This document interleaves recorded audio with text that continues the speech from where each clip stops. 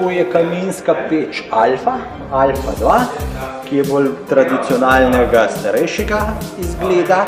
in sicer še vedno narejena zelo robustno, pomeni, da ima vse posod litoželezna vrata, da ima to zaščito litoželezno, kurišče, noter je litina, imate pa na tej točki odpiranje